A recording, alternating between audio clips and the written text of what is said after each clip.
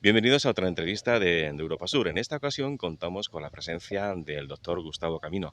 Doctor Gustavo, bienvenido a la entrevista de Europa Sur. Muchas gracias, Marco. A ti, gracias a ti. Pues el doctor Gustavo es doctor en psicología y se graduó en la Universidad de Earlshall de Inglaterra y, entre otras cuestiones, pues ha ejercido en diversas universidades inglesas, una vez como docente, otra vez como psicólogo clínico en distintos hospitales de Inglaterra y en España. Bueno, pues también se licenció en filología y ciencias de la educación por la Universidad de Sevilla y actualmente pues ejerce en el área de salud mental del Campo de Gibraltar en el Hospital de la Cruz Roja de Algeciras. Correcto. Tienes un excelente currículum, enhorabuena. Muchas gracias. Bueno, pues como la entrevista de hoy es con el doctor Gustavo, doctor en psicología clínica, queremos abordar una serie de cuestiones que nos van a interesar a todos. Pero antes de continuar con la entrevista, pues yo quiero comentar que precisamente hemos elegido este lugar. Le pregunté antes de la entrevista al doctor Gustavo qué tipo de entorno le gustaba. Y entonces, pues como nos gusta complacer a las personas a las que entrevistamos, hemos elegido venirnos aquí al de San Roque Club y queremos darle las gracias a su presidente, a Stephen Dundas, y a todo el personal que nos han atendido excelentemente bien para la realización de esta entrevista para Europa Sur, porque es un entorno precioso. Lo es, lo es. La verdad es que es muy bonito. Sí, es un sitio ideal. Y como decíamos, eres doctor en psicología. Queremos abordar una serie de cuestiones que preocupan mucho a la sociedad actual. Hay una cuestión importante y es que con el avance de las nuevas tecnologías y los dispositivos móviles que tienen la facilidad de conectarse a Internet prácticamente desde cualquier lugar, siempre y cuando haya la señal suficiente, pero afecta muchísimo a los jóvenes, a los más pequeños A de la los casa, a niños los también. niños, los que quizás de una forma inocente por parte de los padres les hemos dejado dispositivos para que se entretengan, pero sin embargo, y sin haber sido nuestra intención, han creado una dependencia precisamente de estos dispositivos y especialmente de las aplicaciones que son muy adictivas. Y la pregunta es obvia, doctor Gustavo, ¿qué se puede hacer para que estas personas jóvenes podamos ayudarles a desengancharles? ¿Y qué consejo le darías tú a los padres para conseguir este propósito? Pues Marco, el tema está complicado, es un reto porque los primeros que estamos enganchados somos nosotros y damos un mal ejemplo de alguna manera, ¿no? O no damos un buen ejemplo. Y ellos tampoco, los críos, cuando nos ven a nosotros, aunque nosotros utilicemos los dispositivos de manera apropiada, Una racional, ¿no? ellos no tienen esa percepción necesariamente, ¿no? Sino ellos te ven a ti y dicen, bueno, tú también lo usas, ¿no? Y bueno, hay que, yo creo, plantearse las cosas de una manera pausada, sosegada, eh, también con la capacidad de negociar con ellos, porque yo creo que ellos son criaturas muy flexibles y es cuestión de poner límites, ¿no?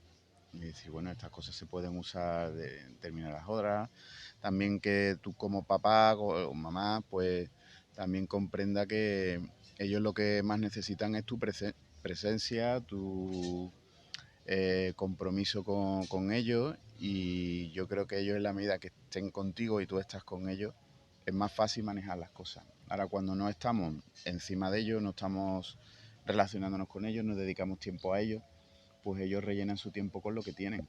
Creo que ¿No acaba de crees? dar una clave muy fundamental en este caso, que pasemos con más tiempo con ellos. Quizás pasa por una terapia, lo de terapia entre comillas, o quizás no entre comillas, sino que sea lo más adecuada, de hacerles partícipes de otras actividades más sociales, menos digitales, Claro. como participar de actividades quizás deportivas, sociales, Interpersonales, lúdicas, pero que claro. no esté la tecnología de por medio, ¿no? Exactamente, es que yo creo que ellos también, pues eso, vivimos en una sociedad, no sé si tú te acuerdas cuando éramos pequeños, estábamos todo el día en la calle.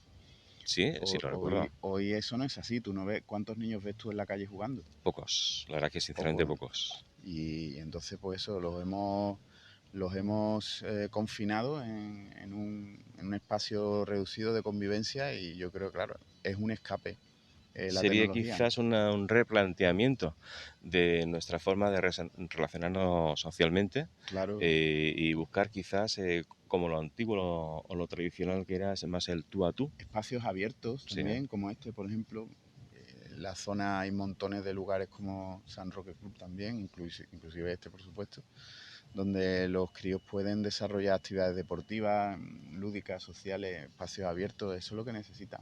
Por supuesto que los padres se armen de paciencia porque la solución, como adictividad que es, ¿no? Porque podemos decirlo así, que es una adictividad, ¿no? Requiere de un tiempo, requiere de una terapia, requiere de cambiar unos hábitos por otros. Toma de conciencia, ¿no?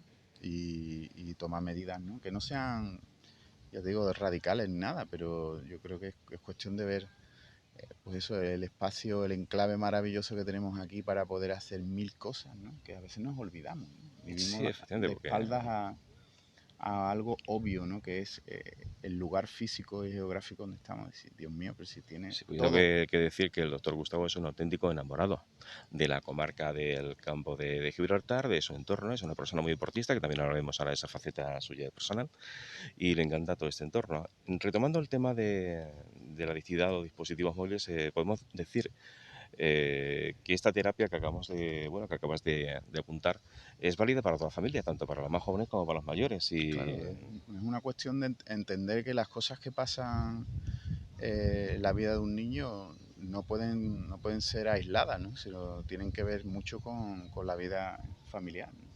Y es la familia la que tiene que cambiar también para que cambie el niño, ¿no? no se ha cambiado mucho la vida de Internet, eso es cierto. Evidentemente, Internet tiene dos vertientes contradictorias. Una muy positiva, que nos permite agilizar muchísimos trámites a muchas cuestiones, pero tiene también la parte menos favorable, digámoslo así, que es la que nos procura la adictividad. Y es cierto que el 29% de las aplicaciones que podemos encontrar y de los juegos llevan un componente adictivo porque se fabrican, es profeso con esa adictividad para competir con otros juegos, otras aplicaciones. Seleccionemos esa y no otra. También es cierto que las aplicaciones tienen ese grado de adictividad y existen departamentos que antes de lanzar el producto lo que hacen es que evalúan si realmente es adictivo o no es adictivo. Tú recomendabas fuera de la entrevista, fuera del micrófono, que una de las cosas que podemos hacer para, aparte de racionalizar el uso de estas tecnologías, apostar, por ejemplo, una cuestión sencilla que es muy asequible para todos, que es la lectura. Totalmente, es que lo hemos abandonado, ese asunto, nos hemos vuelto una sociedad poco lectora, ¿no? Y eso es algo que va en contra de, bueno, en perjuicio nuestro. Pero de nuevo, yo creo que si tú como padre muestras que eres lector y que inviertes tiempo en ello, pues es un ejemplo y una referencia. Entonces, eso es lo que a veces perdemos, de que nos creemos que los niños tienen que hacer cosas independientemente de nosotros, pero nosotros somos un ejemplo a seguir y debemos de serlo, no olvidarnos de ello. Así que si nosotros somos los que... Predicar con el ejemplo, en otras Claro, palabras. exactamente, una maravillosa frase. Y la acción no es mía, evidentemente, pero la he adoptado para la entrevista. Totalmente, hay que predicar con el ejemplo, no se puede pues pretender a críos que son como esponjas, ¿no? Que les estemos Sí, diciendo cosas que nosotros mismos no somos capaces de hacer, ¿no? exactamente, es nunca mejor dicho.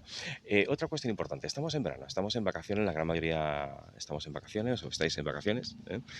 Y bueno, pues llega un momento en el que cuando se van terminando las vacaciones, casi todos tenemos el síndrome, la ansiedad, que se me acaban las vacaciones, te empiezas a hacer un lío mental, te empiezas a agobiar.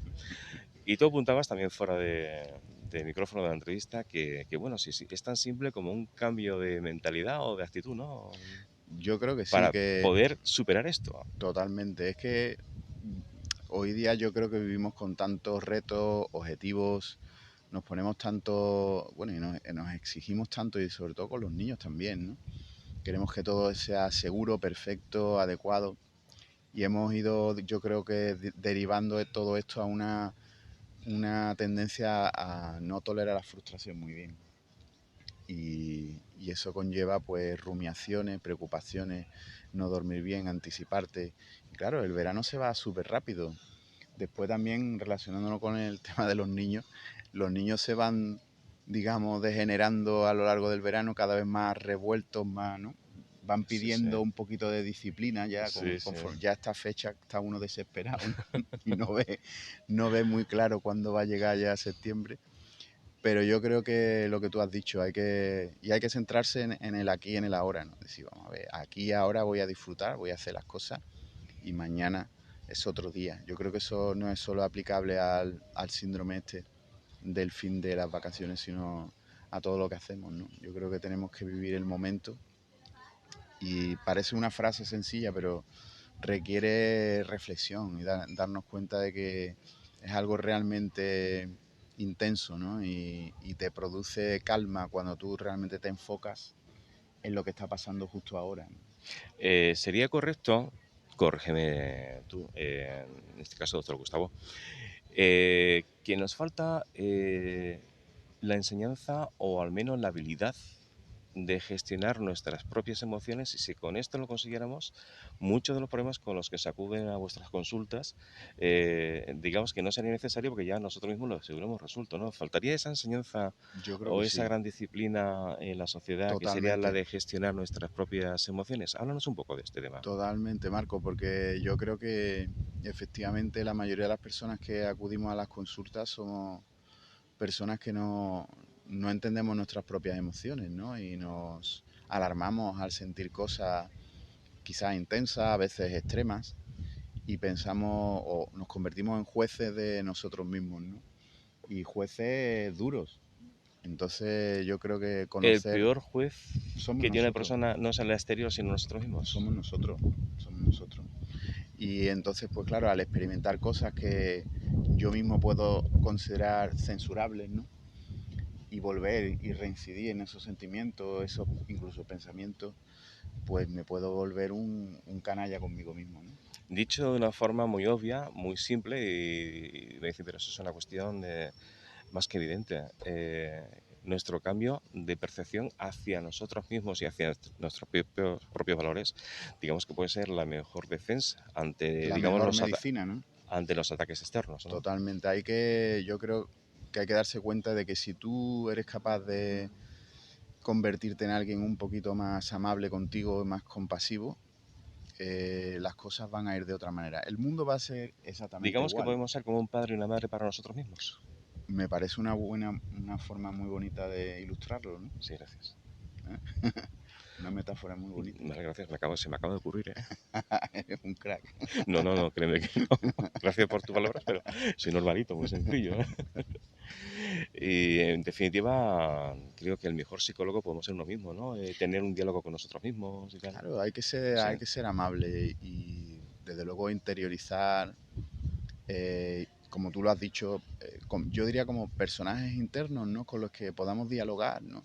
Y hay veces que con quien dialogamos más es con nuestra ansiedad, ¿no? Si pudiéramos convertir a la ansiedad como en una pequeña persona con Una la amiga en lugar de una enemiga, ¿no? exactamente, y dialogar, ¿no? Dialogar con todas nuestras emociones, dialogar con nuestros pensamientos, en lugar de querer expulsarlos, ¿no? Porque eso crea como un efecto boomerang, de manera que cuanto más lejos quieres mandar un pensamiento, una idea, una creencia, Vuelve hacia ti. vuelve hacia ti con fuerza. Entonces, se trata de tener más bien un diálogo amigable que una fragmentación interior, ¿no? Que eso es Sí. pues, lo más complicado realmente.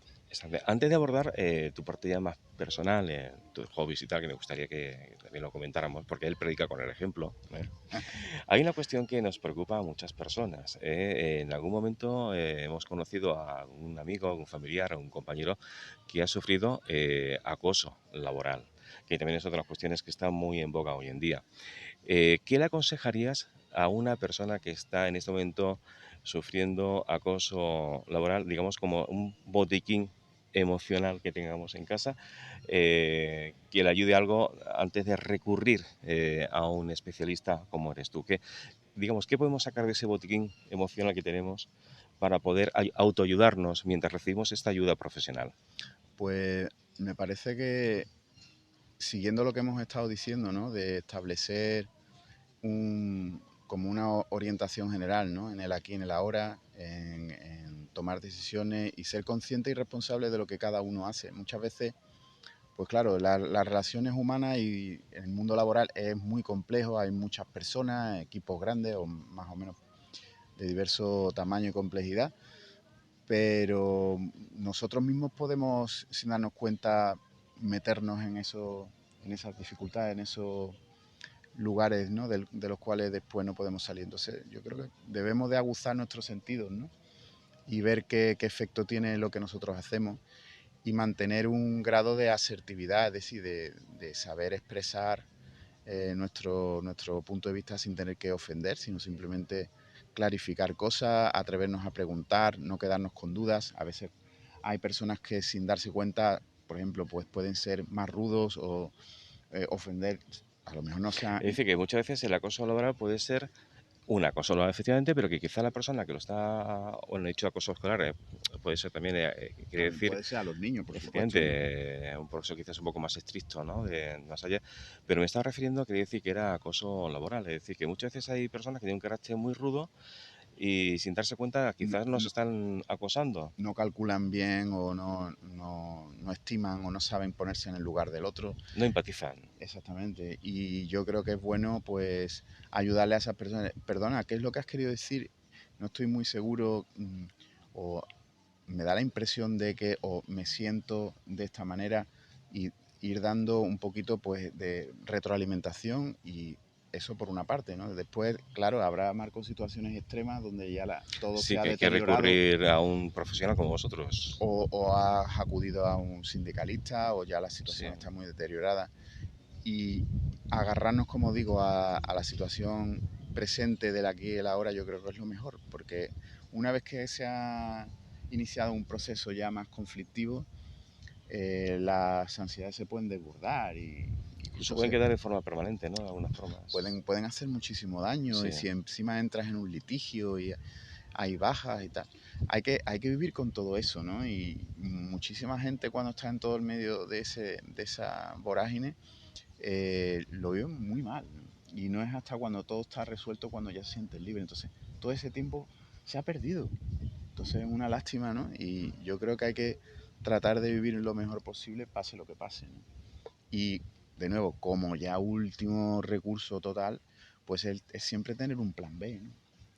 Porque no podemos, yo creo, ir, por ejemplo, imagínate que yo trabaje en una empresa, lo dé todo y no me dé cuenta de que al final es una empresa, es un trabajo, ¿eh?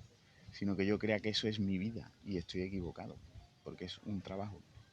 Hay mucha gente que entra en el mundo laboral de esa manera, con total pasión, pero sin darse cuenta que no tienen un plan B, ¿no? Si esto no funciona, si esto no sale bien, si tengo alguna dificultad, ¿qué es lo que pasaría? Entonces, todas esas cosas, yo creo que es también la experiencia, ¿no, Marco? Sí, sí, efectivamente.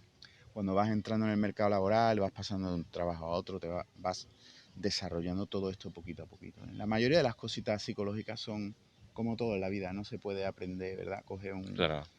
un manual sencillo, sino que son muchísimas cosas a la vez que estás desarrollando, ¿no? Hay que descuidar ninguna de ellas, ¿eh? Hay que desarrollar todas las Ujú. habilidades a la vez. Hemos dicho a lo largo de la entrevista que él predica con el ejemplo, el doctor Gustavo predica con el ejemplo. Y a mí me gustaría hacer un pequeño inciso, porque quiero incluir unos segundos de un vídeo que me has pasado de hace escasamente horas, porque son escasamente horas, de una de tus aficiones. Así que vamos a hacer un pequeño inciso y vamos a ver unos segundos de este vídeo.